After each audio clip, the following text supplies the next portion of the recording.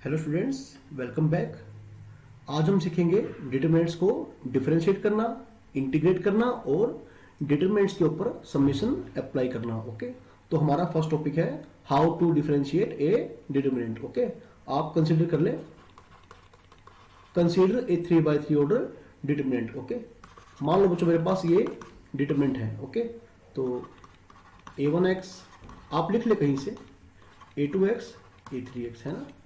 अगली रो मेरे पास है b1x, मतलब ये सभी फंक्शंस हैं x के, सही है। ये सभी बच्चों फंक्शंस हैं x के। ओके, a1x a2x a3x, आगे c1x c2x और c3x। ओके, अगर बच्चों मुझे इस डिटरमिनेंट को x के रिस्पेक्ट में डिफरेंशिएट करना है ना, मतलब ये निकालना है मुझे। ओके, यानी कि डेल डैश x। ओके, तो बच्चों फिर मैं कैसे करूंगा, आप ध्यान से समझना इसको। पहले आप क्या करेंगे, फर्स्ट रो को क्या करेंगे, डिफरेंशिएट कर देंगे। ओके, क्या करेंगे, फर्स्ट रो को डिफरेंशिएट, और ऐसे में बाकी दो रो क्या रहेंगी, एज इट इज है ना, इन्हें आप नहीं छेड़ेंगे। c1x c2x c3x। ओके, और फिर बच्चों प्लस में क्या करेंगे आप, इस बार आप सेकंड रो को डिफरेंशिएट करेंगे x के रिस्पेक्ट में। ओके, इस बार आप बच्चों सेकंड रो को डिफरेंशिएट करेंगे x के रिस्पेक्ट में, और फिर ऐसे में आपकी बाकी दो रो क्या होंगी, एज इट इज। ओके, आप लिख लें a1x a2x a3x, सही है। अब आप क्या करेंगे, सेकंड रो को x के रिस्पेक्ट में डिफरेंशिएट करेंगे, सही है, b3-x। इधर क्या है, c1x c2x एंड c3x। ठीक है, देखो पहले मैंने क्या करा, फर्स्ट रो को डिफरेंशिएट किया x के रिस्पेक्ट में, और ऐसे में बाकी दो रो यानी R2 और R3 को एज इट इज रखा है ना। अगली बार मैंने क्या किया, सेकंड रो को डिफरेंशिएट किया, R1 और R3 को क्या रखा, सेम है ना। इस बार मैं बच्चों, इस बार मैं क्या करूंगा, पहली दो रो को यानी R1 और R2 को क्या रखूंगा, एज इट इज है ना, और थर्ड रो का डेरिवेटिव x के रिस्पेक्ट में। ठीक है, c2-x c3-x, सही है बच्चों। आई होप कि राइटिंग आपको समझ में आ रही है। ओके, देखो मैंने पहले क्या किया, ठीक है, 3/3 ऑर्डर को है ना, 3/3 ऑर्डर के डिटरमिनेंट को हम डिफरेंशिएट किस तरह कर पाएंगे, आप क्या करेंगे, पहले R1 को डिफरेंशिएट करेंगे, R2 R3 को सेम रखेंगे है ना, एज इट इज। फिर आप क्या करेंगे, R1 R3 को एज इट इज और R2 को डिफरेंशिएट करेंगे है ना। इसके बाद आप क्या करेंगे, R1 R2 को एज इट इज और R3 को डिफरेंशिएट करेंगे, मतलब आप इसे रो वाइज डिफरेंशिएट करेंगे है ना। अब आप लिखें, और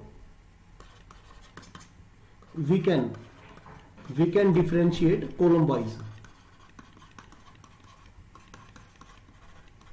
वाइज। ठीक है बच्चों, ऐसे में आप क्या करेंगे, पहले कॉलम फर्स्ट का डेरिवेटिव करेंगे x रिस्पेक्ट में, और c2 c3 as it is है ना, और उसके प्लस में c1 c3 as it is और कॉलम 2 को डिफरेंशिएट करेंगे प्लस, फिर c1 c2 को आप एज इट इज रखेंगे और c3 को x के रिस्पेक्ट में डिफरेंशिएट कर देंगे। ओके, तो इस तरह से बच्चों हम किसी डिटरमिनेंट को डिफरेंशिएट करते हैं। ओके, अच्छा, इसके प्रूफ के लिए आप क्या करेंगे, सिंपल पहले एक्सपेंड कर देंगे है ना, और जो भी आपका फंक्शन बनेगा एक्सपेंड करने के बाद आप उसका डेरिवेटिव कर देंगे है ना, और अभी जो मैंने लिखा है आप इसको ओपन करेंगे, तो ये दोनों साइड क्या आएंगी, बिल्कुल सेम आएंगी। सही है बच्चों। अच्छा बच्चों, इसके बाद आप लिखें हाउ टू इंटीग्रेट। अच्छा बच्चों, इस लेक्चर को आप पूरा देखें, इस थ्योरी के एंड में है ना, आपको मैं कुछ क्वेश्चंस की प्रैक्टिस करवाऊंगा। ओके, और हो सके तो आप उन्हें कहीं नोट कर लें। लिखो बच्चों, इंटीग्रेशन, सेकंड है मेरा integration of A determinant. Okay, मैं किसी डिटरमिनेंट को इंटीग्रेट किस तरह कर पाऊंगा है ना, तो ये आप देखें, आप मान लें बच्चों डेल एक्स। अच्छा बच्चों, डिफरेंशिएशन और इंटीग्रेशन में है ना, यहां पर थोड़ा फर्क है। ओके, तो मान लो आपका ऐसा फंक्शन है, मतलब आपका डिटरमिनेंट ऐसा है f(x, g(x, h(x), सही है, और यहां पर क्या है, p q r l m n। Okay, तो आप लिख ले बच्चों, ये आपके क्या है, कांस्टेंट है, लिख ले p q r l m n। R, ठीक है, क्या है ये, कॉन्स्टेंट्स। देन ओके, इसके बाद आप क्या करेंगे, थोड़ा वेट करें। देन आप लिख ले बच्चों a to b, okay, del x d x. देखो बच्चों, डिफरेंशिएशन का प्रोसेस इंटीग्रेशन से बिल्कुल अलग है। ओके, तो हम इसमें रो वाइज या कॉलम वाइज इंटीग्रेट नहीं कर सकते हैं। हम इंटीग्रेट तभी कर सकते हैं जब हमारे पास कोई दो रो या कोई दो कॉलम क्या होंगे, कांस्टेंट होंगे, है ना, उनमें कांस्टेंट्स भरे होंगे। ओके, सिर्फ एक रो या कॉलम भी क्या होगा, उन्हीं में क्या होंगे, आपके फंक्शन होंगे एक्स के। ठीक है, तो आप लिख लें इसे। आप क्या करेंगे बच्चों, ऐसे करेंगे इसे, ए टू बी, ए है बी है, एफ एक्स डी एक्स, है ना, ए टू बी आप लिख लें इसे, g x d x, a to b h x d x. Okay, और बच्चों बाकी आपकी दो रो बिल्कुल क्या रहेंगी, एज इट इज, है ना, एल एम एन, है ना। तो आप इस प्रकार से किसी डिटरमिनेंट को इंटीग्रेट कर पाएंगे बच्चों, सही है। और आप एक नोट लिखें, अक्सर बच्चे गलती क्या करते हैं, एक नोट लिख रहे हैं, यहां पर एक नोट लिखो बच्चों, if in a determinant, if in a determinant, है ना, द एलिमेंट्स, आप लिखते रहे the elements of more than one column और row are functions of x, सही है, functions of x, then the integration can be done only after evaluation और expansion. ठीक है, मतलब एक्सपेंड करने के बाद, expansion of the determinant. Okay बच्चों, देखो इस बात का मतलब क्या है ना, अगर किसी एक रो या कॉलम में, एक या रो, है ना, एक रो में या एक कॉलम के अलावा दूसरे रो या कॉलम में भी अगर एक्स के फंक्शन हो, तब बच्चों आप, है ना, जैसे मैंने लिखा है ना, इसको इंटीग्रेट किया है, आप इसे डायरेक्टली इंटीग्रेट नहीं कर सकते हैं। आपको पहले क्या करना पड़ेगा बच्चों, आपको पहले इस डिटरमिनेंट को एक्सपेंड करना पड़ेगा, है ना, और एक्सपेंड करने के बाद जो मेरा एक्सप्रेशन आएगा, आप उस, है ना, उसके ऊपर आप फिर आप इंटीग्रेशन अप्लाई कर पाएंगे, सही है। तो बच्चों इसी तरह से हम क्या करेंगे, इसी तरह से हम करेंगे यूज ऑफ समेशन। आप लिखें, तीसरा पॉइंट है मेरा use of summation, use of summation, okay, या फिर ऐसे इन डिटरमिनेंट्स। ओके, तीसरा टॉपिक है बच्चों हमारा ये, तो आप लिख लें इसे। देखो यहां पर भी कुछ कुछ कंडीशन ऐसी ही है। मान लो मेरे पास एक फंक्शन है ना, डेल आर, मतलब ये डिटरमिनेंट है आपका जो आर के टर्म में है। देखो एफ आर, जी आर और एच आर, है ना, एफ एक्स जी एक्स एच एक्स भी ले सकते हैं, लेकिन समेशन में बच्चों क्या करते हैं हम, वेरिएबल टर्म को आर से डिनोट करते हैं ना, जैसे R from 1 to n, R from 1 to 6। Okay, तो आर के फंक्शन ले आप, ये आपके क्या है, P Q R L M N. आप लिख ले बच्चों, P Q R L M N are constants. Okay बच्चों, ये आपके कॉन्स्टेंट्स हैं। बच्चों एक मिनट थोड़ा वेट करेंगे।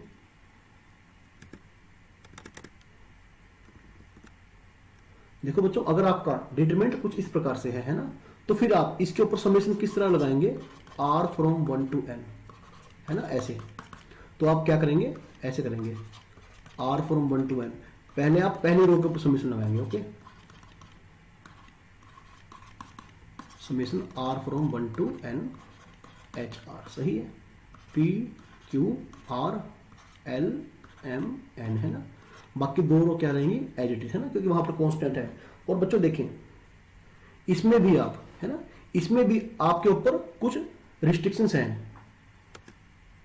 एक मिनट, हाँ बच्चों, अब लिखें उसी तरह जैसे हमने लास्ट टाइम लिखा था ना। इसके बाद बच्चों आप एक नोट लिखें, एक नोट लिखें, if in a determinant, if in a determinant the elements, okay, of elements of, आप लिख ले बच्चों, of more, okay, more than one column और रो कंटेन्स, ठीक है, या फिर आर कर दो, कॉलम और row, okay, r functions of x, okay, then summation, okay, can be done only after, okay, expansion या evaluation, expansion of the determinant, okay. बच्चों इस बात का आप ध्यान रखें, ऐसी गलती आप ना करें, है ना। देखो बच्चों क्या होता है कि अगर मेरे पास किसी एक रो या एक, है ना, कॉलम के अलावा दूसरी रो में या दूसरे कॉलम में भी एक्स के फंक्शन आए, है ना, तब मैं क्या करूंगा, मैं डायरेक्टली समेशन अप्लाई नहीं कर सकता, है ना, रो बाय रो, जैसे लास्ट टाइम हमने डिफरेंशिएट किया था, हम ऐसे नहीं कर सकते। हम क्या करेंगे, इसके ऊपर हम समेशन तभी अप्लाई करेंगे जब हम इसे एवेल्यूट कर लेंगे डिटरमिनेंट को, या फिर हम इसे एक्सपेंड कर लेंगे, ओके। पहले आप क्या करेंगे, डिटरमिनेंट को एक्सपेंड कर लो और उसके बाद उसके ऊपर समेशन अप्लाई करो, है ना। तो आप इस बात का ध्यान रखें। अच्छा, बस लास्ट पॉइंट आप और लिख ले बच्चों, आप एक पॉइंट और लिख लें, ठीक है। देखो जैसे मान लो हमने बात करी डेरिवेटिव की, हमने बात करी इंटीग्रेशन की, हमने बात करी समेशन की, है ना। अगर बच्चों हम बात करें प्रोडक्ट की, किसकी बात करें, प्रोडक्ट की, तो उस पर कोई भी रूल अप्लाई नहीं होता, ठीक है। आर फ्रॉम 1 to n ये बराबर नहीं होगा बच्चों इसके, ओके। जैसे यहां क्या था, R from 1 to n, F R G R, और ये बच्चों ये साइन होता है प्रोडक्ट का, ये साइन होता है प्रोडक्ट का, ओके। और यहां पर क्या था, एल एम एन और पी क्यू आर, है ना, जो भी था, चलो ये आगे पीछे जैसे भी था। बच्चों आप ध्यान दें, देखो बाकी 3 पॉइंट्स में तो सही है, डिफरेंशिएशन, इंटीग्रेशन और समेशन में, है ना, किसी ना किसी रूल के तहत हम इसे, ठीक है, इन ऑपरेशन को ऑपरेट कर पाएंगे, है ना। लेकिन अगर मैं बात करूं प्रोडक्ट की, तो प्रोडक्ट में हमारा कोई भी रूल अप्लाई नहीं होगा। फर्स्ट ऑफ ऑल हमें डिटरमिनेंट को एक्सपेंड करना ही होगा और उसके बाद आप उसके ऊपर प्रोडक्ट का रूल अप्लाई करें, ओके बच्चों।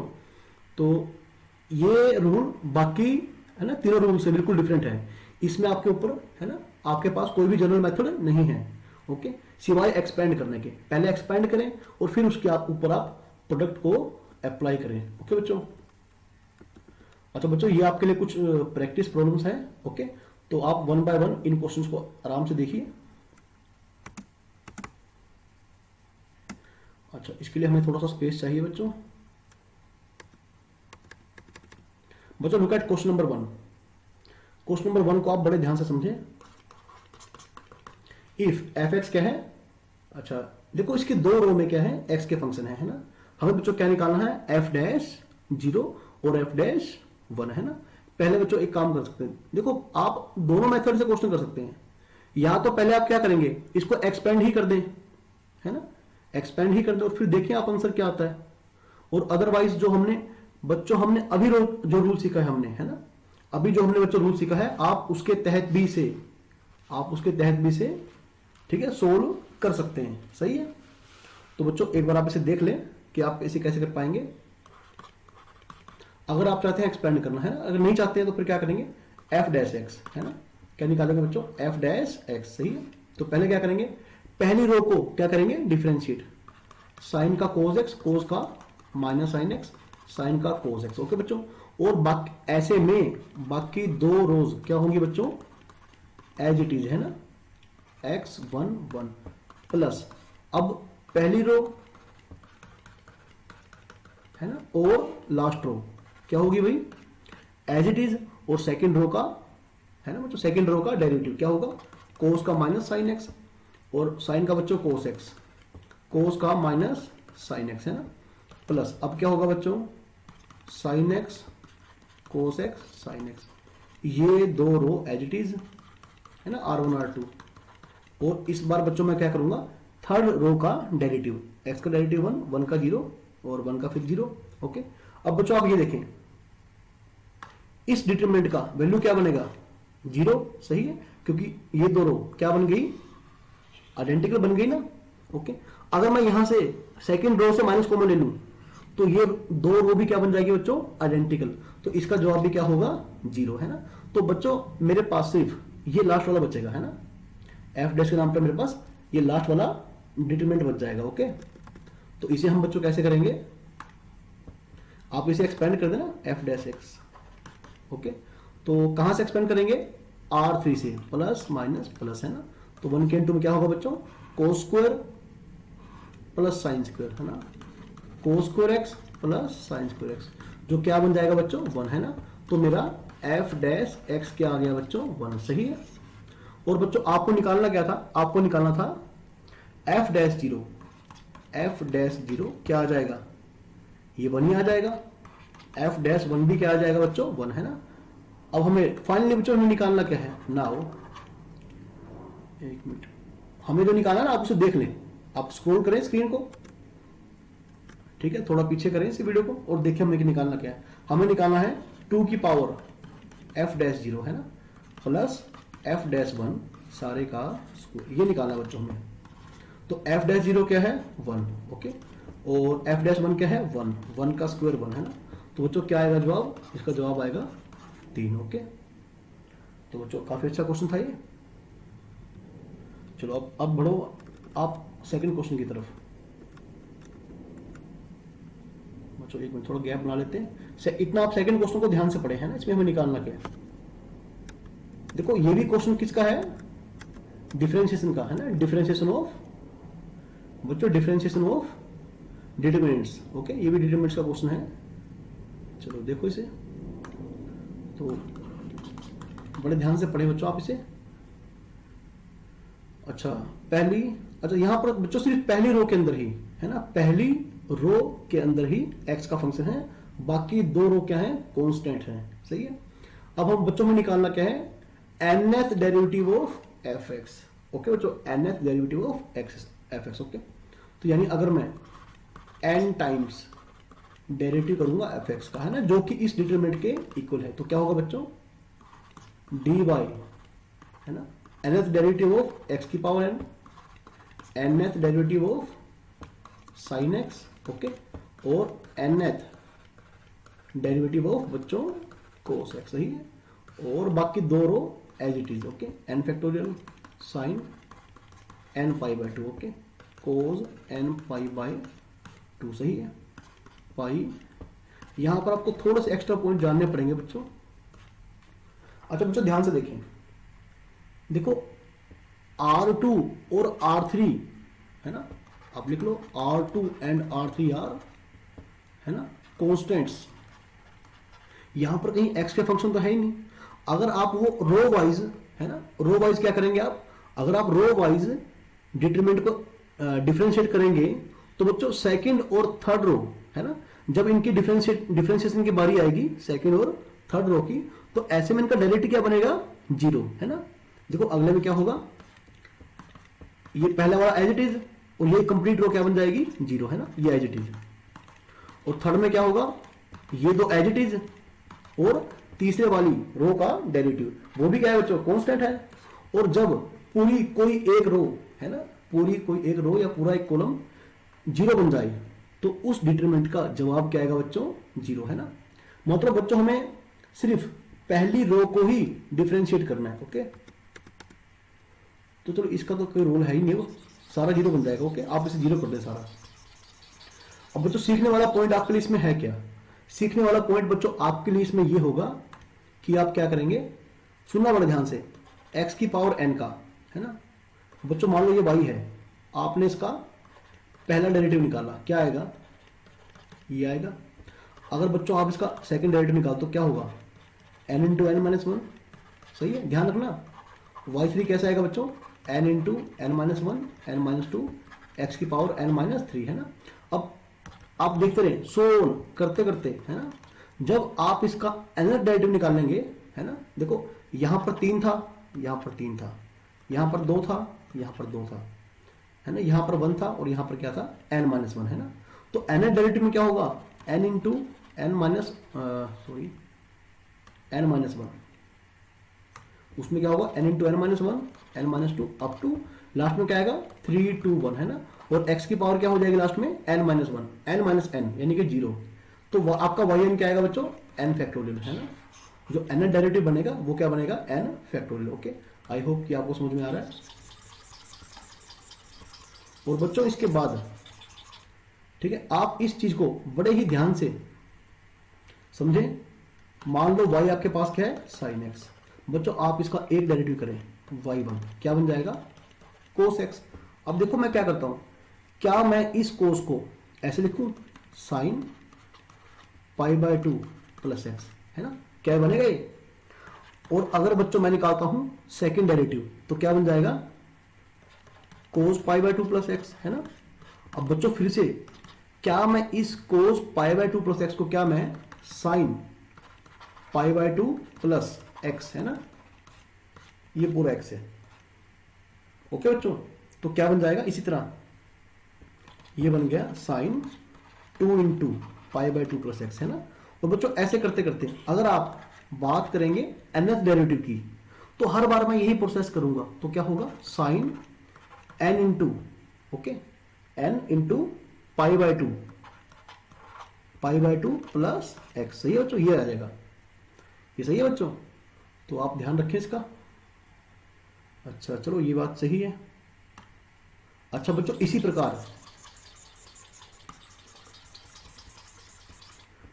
प्रकार है ना, आप ध्यान रखें। ओके, बस एक काम करना आप ना इनके nth डेरिवेटिव को याद ही कर लेना। ठीक है, जैसे मान लो साइन का बच्चों मैंने निकालना है nth डेरिवेटिव है ना, तो वो बच्चों बन जाएगा sine okay n π/2 plus x है ना, ये nth डेरिवेटिव सॉरी ये है nth डेरिवेटिव। और बच्चों इसी प्रकार आप अगर कोस का करेंगे nth डेरिवेटिव तो ये बन जाएगा n इंटू π/2 प्लस एक्स। सही है, तो आप इन बातों को ध्यान रखें। ओके चलो now we can continue our question. बच्चों क्या बन जाएगा ये nth डेरिवेटिव ऑफ x की पावर n। अभी हमने देखा क्या बन गया बच्चों n फैक्टोरियल बन गया है ना। और nth derivative of sin x with respect to x क्या बन गया था बच्चों ये sin n π/2 plus x. Okay बच्चों, और कोस का भी क्या बन गया था, यही बन गया था n into π/2 plus x. Okay n factorial sin n π/2 cos n π/2, इसकी तो कोई खैर कोई दिक्कत है नहीं, pi pi square and pi cube है बच्चों। ये मेरा बच्चों है nth derivative of f x. Okay सही बात है बच्चों। अच्छा बच्चों अब हमें निकालना क्या है, आप ये पढ़ें at X is equal to 0। हमें nth डेरिवेटिव निकालने के बाद इसमें बच्चों हमें x को 0 पुट करना है। ओके तो अब बच्चों आप क्या करेंगे f ऑफ 0 है ना, जहां जहां x है बच्चों आपने क्या पुट किया 0 पुट किया। सुनना बड़े ध्यान से, क्या बच गया n π/2। ओके अरे ये बच्चों ये कोस था, ये सॉरी ये कोस था ना, मैंने गलती से इसको साइन कर दिया है ना। तो ओके अच्छा बच्चों एक बात और, एक मिनट, हाँ सही है। अच्छा ये ठीक है कोस था, ये ध्यान से लिखें आपसे कोस n π/2। ओके ये n है बच्चों n π/2। एक मिनट रुक जाओ, अब आप प्रॉपरली लिखें n factorial sine n π/2 cos n π/2। Okay पाई है ना बच्चों, पाई स्क्वायर पाई क्यूब। बच्चों R1 and R2 are identical है ना, therefore the value of this determinant is equal to 0। Okay तो बच्चों ये आपका जवाब आएगा 0 इस क्वेश्चन का। ओके तो बच्चों इसी प्रकार आप थर्ड क्वेश्चन को देखें, ध्यान से पढ़े बच्चों। ये क्वेश्चन है हमारा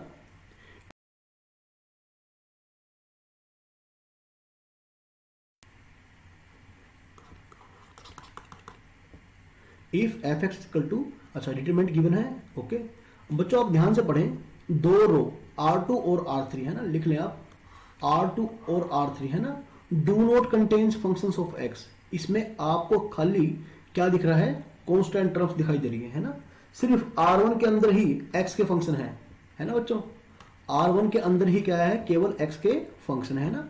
तो बच्चों ऐसे में अगर मुझे इंटीग्रेशन करना है, जब किसी एक ही रो या कॉलम में x के फंक्शन हो है ना, तो उससे हम इंटीग्रेट कैसे कर पाएंगे बच्चों, आप याद करो ना, स्टार्टिंग में जो आपको लिखवाया मैंने, आप डायरेक्टली उसी रो या कॉलम को इंटीग्रेट कर दो है ना।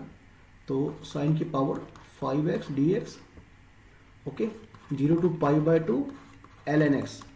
बच्चों ln x का मतलब है वो लोग जिसका बेस क्या है, e है ना, और 0 to π/2 sin x बाय में sin x प्लस रूट कोस x dx। ओके बच्चों, और बाकी दो रो आपकी क्या होंगी बच्चों, एज इट इज है ना। अच्छा ये देखो, ये ऑलरेडी इस एलिमेंट में क्या गिवन है, समेशन के फ्रॉम 1 to n। तो क्या होता है बच्चों, ये n इंटू एन प्लस 1/2 है ना, ये बन जाएगा n इंटू एन प्लस 1/2 है ना। और बच्चों ये क्या है, प्रोडक्ट, देखो प्रोडक्ट ये जो है ना k फ्रॉम 1 to n, अगर आप पहले k को 1 पुट करेंगे 1 आएगा, फिर आप बच्चों आप k को 2 पुट करेंगे, फिर 3 पुट करेंगे, ऐसे लास्ट में n पुट करेंगे, तो क्या बन जाएगा बच्चों, ये बन जाएगा n फैक्टोरियल। क्या बन जाएगा, n फैक्टोरियल। बच्चों जेई एडवांस लेवल का क्वेश्चन है ये, आप ध्यान से पढ़ें इसे है ना, इसमें आपके काफी सारे रिजल्ट आपके यूज हो जाएंगे। ओके, तो ये बन जाएगा n फैक्टोरियल 8/15 π/2। ओके, अच्छा ln 1/2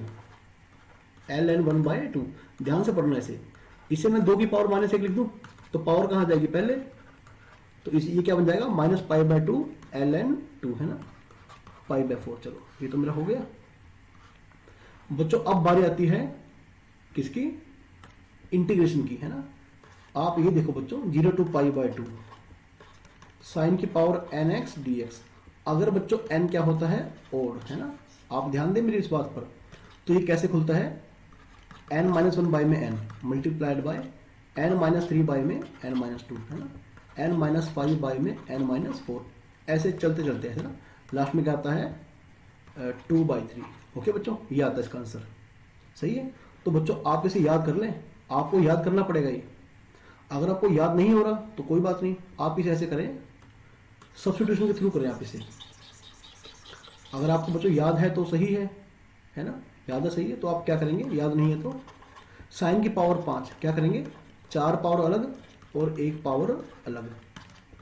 अब बच्चों ये जो आपका है ना साइन की पावर 4, इसे आप लिखो कोस स्क्वायर 1 - कोस स्क्वायर का स्क्वायर है ना, और फिर इसमें आप कोस एक्स को टी पुट कर दो है ना, तो -sin x dx क्या बन जाएगा, dt बन जाएगा। ठीक है, तो इस प्रकार से भी आप इसे इंटीग्रेट कर सकते हैं है ना। लेकिन बच्चों मैं आपको सलाह दूंगा कि छोटे छोटे रिजल्ट आप है ना जल्दी याद करें और उन्हें ठीक है एक पेज पर लिख लें और याद करने की कोशिश करें। ओके, क्योंकि क्वेश्चन के दौरान उनका आपको बड़ी जल्दी आपको उनका इस्तेमाल करना पड़ेगा। तो ठीक है बच्चों, अगली बात जो है 0 to π/2। Okay, ln sin x मतलब log sin to the base e है ना, log sin x to the base e, ये और ये इन दोनों का वैल्यू बच्चों आप याद कर लो, ये आता है -π/2 ln 2 है ना। देखो ये सीबीएसई में क्वेश्चन ही 4 नंबर का आता है, काफी सब्जेक्टिव वे में काफी लेंथी क्वेश्चन है ये, तो बजाय कि आप इसे हर बार सोल्व करें आप इसे याद ही कर लें, सही है। ओके बच्चों, तीसरी बात जो है बच्चों, ये देखो आप ध्यान से 0 to π/2 sin x बाय में। अब क्योंकि अगर बच्चे इसे पढ़ चुके हैं तो मैं इसे उम्मीद करता हूं कि इंटीग्रेशन के उनके बेसिक्स तो अच्छे से क्लियर हो चुके हैं। ओके बच्चों, 0 to a f(x) dx, फिर भी मैं आपको याद करवा रहा हूं, ये इंटीग्रेशन इक्वल होता है f of a - x dx के। इसे जानते हैं हम P4 प्रॉपर्टी के नाम से है ना, या फिर कई बार इसे बोलते हैं किंग रूल ऑफ इंटीग्रेशन, एक ही बात है, किंग रूल ऑफ इंटीग्रेशन या P4 प्रॉपर्टी। ओके, तो इस प्रॉपर्टी के तहत आप क्या करेंगे, आप यहां पर x को रिप्लेस करेंगे पाई बाय 2 माइनस एक्स से।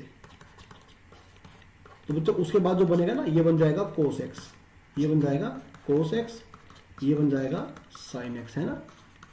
और बच्चों जब आप 1 और 2 को ऐड करेंगे तो क्या बनेगा 2y, है ना। आप ध्यान से देखना ऊपर नीचे सेम टर्म आ जाएंगी एलसीएम लेने के बाद। ओके, dx कट गया ये। ओके बच्चों इसका ठीक है इंटीग्रेशन आएगा x, और फिर आप जब upper limit minus lower limit करेंगे तो जवाब आएगा पाई बाय 2, है ना। जवाब आएगा पाई बाय 2, इक्वल में क्या है 2 पाई, तो आई क्या बन गया पाई बाय 4। ठीक है, आई क्या बन गया बच्चों पाई बाय 4। तो जल्दी करें, नहीं तो बहुत लेंथी क्वेश्चन खींच जाएगा। ओके बच्चों सही है। तो अब आप एक मिनट, हाँ बच्चों इसे देखें एक बार, 0 टू पाई बाय 2, है ना, साइन की पावर 5x dx। अभी मैंने आपको उसका फॉर्मूला सिखाया था 4 बाय 5 इंटू 2 बाय 3। ओके, क्या बन जाएगा बच्चों 8 बाय 15, है ना, ये बन जाएगा 8 बाय 15। तो बच्चों इसका मतलब जो मेरा इसका आंसर आना चाहिए वो ये आएगा।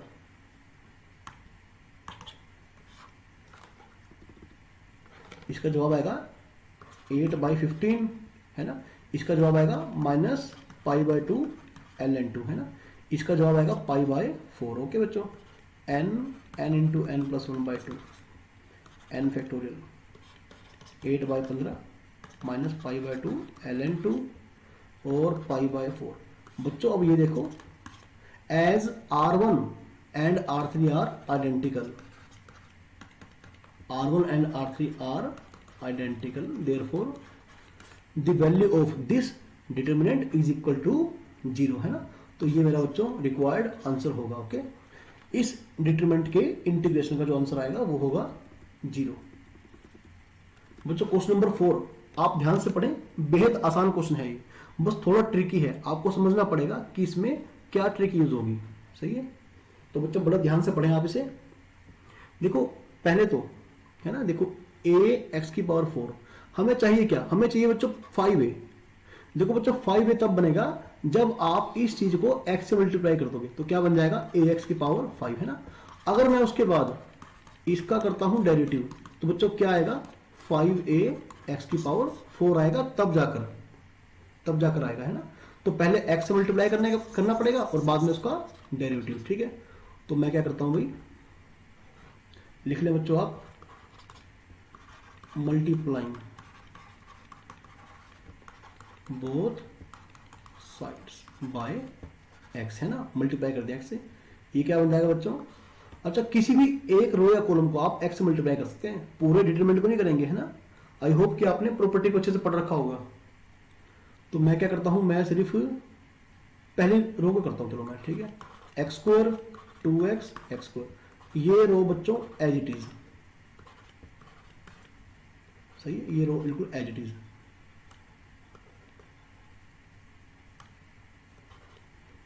प्लस इस बार, है ना, सॉरी ये तो खाली मल्टीप्लाई किया मैंने, इज इक्वल टू, और आप राइट साइड पे भी मल्टीप्लाई कर देंगे, क्या बन जाएगा ax की पावर 5, है ना बच्चों। अच्छा एक्स स्क्वायर 2x, हाँ ठीक है, मल्टीप्लाई कर दिया, ax की पावर 5 प्लस bx की power 4 cx cube plus dx square plus ex, है ना। अब बच्चों मैं क्या करूंगा, differentiating with respect to x both sides. Okay, दोनों तरफा मैं x के रिस्पेक्ट में डेरिवेटिव कर दूंगा। अब डेरिवेटिव कैसे करना है, रो वाइज या कॉलम वाइज, मैं करता हूं रो वाइज। ओके, तो क्या बन जाएगा 2x 2x, बाकी दो भाई एज इट इज, है ना, x 6। ओके, प्लस अब पहली रो और बच्चों तीसरी रो, ये बिल्कुल एज इट इज, और सेकंड रो का डेरिवेटिव। ओके, प्लस अब बच्चों पहली रो और दूसरी रो एज इट इज, और थर्ड रो का डेरिवेटिव, x का 1 6 का 0, है ना बच्चों। अच्छा अब इक्वल में जो है ना उसका डेरिवेटिव करेंगे, क्या बन जाएगा 5a x की power 4 4b x cube 3c(x²) 2dx plus e, है ना। अब बच्चों हमें करना क्या है, हमें यहां पर x को 1 पुट करना है। ओके बच्चों एक बार आप देख लेना, इसे आपको क्या करना पड़ेगा, x को 1 पुट करना पड़ेगा, है ना। Put x is equal to 1 है। तो बच्चों ये देखो क्या बन गया, 2 2 2, सही है। 1 1 6 1 1 6, है ना। यहाँ भी आप x को हर जगह x को 1 पुट कर देंगे। 1 2 1 2 1 0 1 1 6 प्लस 1 2 1 1 1 6 1 1 0। ओके और बराबर में भी क्या करेंगे आप, x को 1 पुट कर देंगे, तो जो आपको चाहिए ना वही आ जाएगा। 5a 4b 3c 2d plus e, सही है बच्चों। तो बस आपको करना क्या है, एक्सपेंड कर दें। ये तो क्या बन जाएगा, पहला डिटरमिनेंट 0 बन जाएगा, है ना। दूसरा क्या करेंगे, प्लस माइनस प्लस। ओके अच्छा चलो करें एक्सपेंड इसे। 1 के इंटू में क्या आएगा बच्चों, 6 में से 0 गया 6 ही आ जाएगा। -2 12 में से, ठीक है 12 आ जाएगा, है ना। 1 के इंटू में क्या आएगा, 2 में से 1 गया 1, सही है, प्लस। अच्छा इसे देखिए आप, प्लस माइनस प्लस ऐसे करेंगे ना एक्सपेंड इसे। वैसे किसी भी रो से या किसी भी कॉलम से आप बच्चों एक्सपेंड कर सकते हैं। तो 0 -6 -2 के इंटू में क्या आएगा, ये 0 और -6। देखो ये आपका काम है एक्सपेंड करने का। 1 के इंटू में 1 में से बन गया 0, है ना। और चलो इक्वल में तो मेरा एक्सप्रेशन आ चुका है ना बच्चों, थोड़ा वेट करें। हाँ अब सही है। तो कितना बन गया बच्चों, ये 6 -24 plus 1 -6 plus 12 is equal to 5a plus 4b plus 3c plus 2d plus e, है ना। तो 5a plus 4b plus 3c plus 2d plus e, है ना। क्या बन गया बच्चों, ये 6 से 6 गया बच्चों, है ना। 12 और 1 13, है ना। -24 में से बच्चों 13 गया तो -11 आएगा आई थिंक। हाँ -11 आंसर इसका बिल्कुल सही आंसर होगा। ओके बच्चों अब आप चलें क्वेश्चन नंबर 5 की तरफ, एक बार ध्यान से पढ़ लें। अच्छा हमें केवल, है ना, लिमिट लगाना है f(x) की पावर 4 के ऊपर, सही है। चलो लिमिट लिख लो बच्चों आप, limit x tends to 0 f(x) की पावर 4। बच्चों पहले आप इस बात पर ध्यान दो, इस पूरे कॉलम में से आपका क्या कॉमन आ रहा है, x²। इस पूरे कॉलम में से आपका कॉमन क्या आ रहा है बच्चों, x, है ना। तो बच्चों बाहर क्या बन गया, x3, यानी कि बाहर, है ना।